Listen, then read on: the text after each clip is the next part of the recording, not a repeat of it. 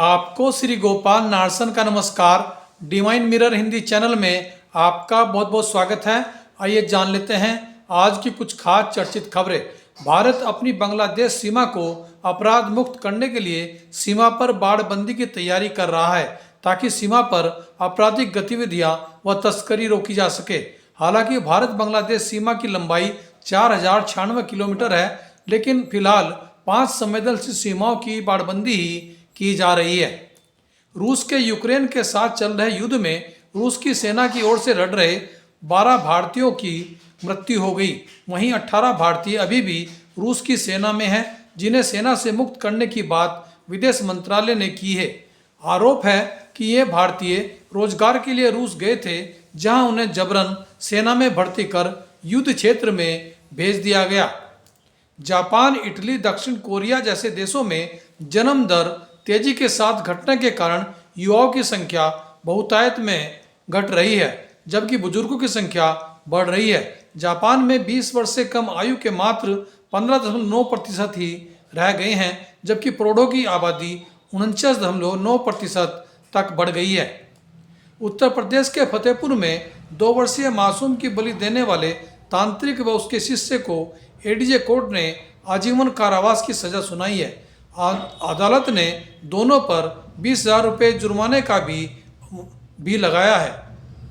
मंगलौर में आज उस समय कांग्रेस को निकाय चुनाव में संजीवनी मिल गई, जब उत्तराखंड हाईकोर्ट ने नगर पालिका अध्यक्ष पद के लिए कांग्रेस प्रत्याशी मोहम्मद इस्लाम का निर्वाचन अधिकारी द्वारा अवैध किया गया नामांकन बहाल कर दिया, जिससे मोहम्मद इस्लाम अब कांग्रेस प्रत्याशी के रूप में चुनाव लड़ सकेंगे। हाईकोर्ट के फैसले का कांग्रेस और मंगलौर के लोगों ने जोरदार स्वागत किया है।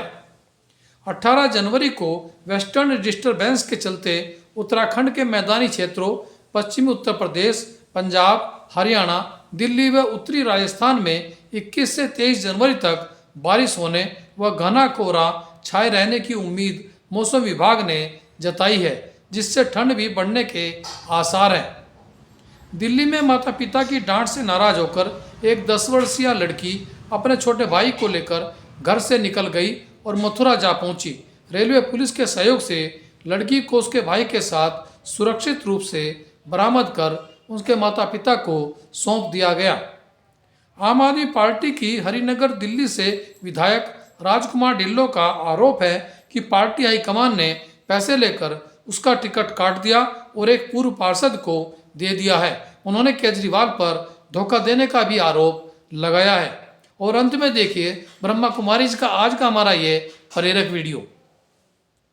अशरीरी अवस्था, इसकी आवश्यकता क्यों है? आपको मूल रूप से क्यों लगता है कि ये अब आत्मिक स्थिति बन जानी चाहिए हम सब? इसलिए आवश्यकता है, कई इसके रिजल्ट हमें मिलेंगे और कई इसके मूलभूत कारण हैं।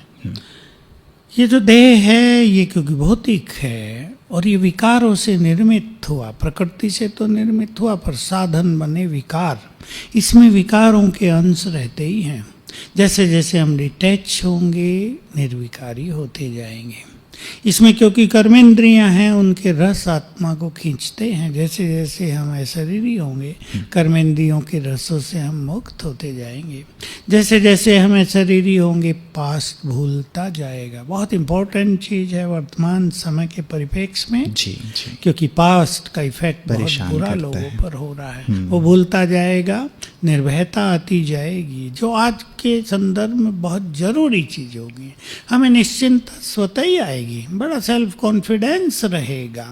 इसलिए वर्तमान समय में इसकी बहुत ज़रूरत है। जी।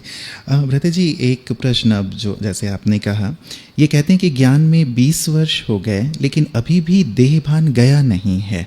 सारी दिन में 0.1% ही अशरीरी स्थिति रहती है, बाकी 99.9% ऐसा लगता है कि देहभान ही है। ऐसा क्यों इतने समय के बाद भी? नहीं, देखिए ज्ञान में चलना अलग बात है, लेकिन योग में तो नहीं चले ना। तो प्रैक्टिस नहीं की, प्रैक्टिस करनी पड़ेगी। ये बिना इंटेंस प्रैक्टिस के ये साधनाएं होती नहीं। बॉडी कॉन्शियसनेस तो नेचुरल है जी ना। जी, ज्यादातर प्रथा जी यही देखने में आता है, लोग यही कहते हैं कि जब योग में बैठे तो ठीक था, लेकिन जब बाहर निकले तो सब भूल भाल गए। देह ही दिखाई देता है, फैशनेबल लोग दिखाई जी। देते हैं, किसी के चेहरे आकर्षित करते हैं, और नेचुरल कोई ये कैसे- फीलिंग रहती भी है कि मैं हाँ, शरीर हूँ। बिल्कुल नेचुरल है ना, शरीर और शरीरधारियों में रहते हैं।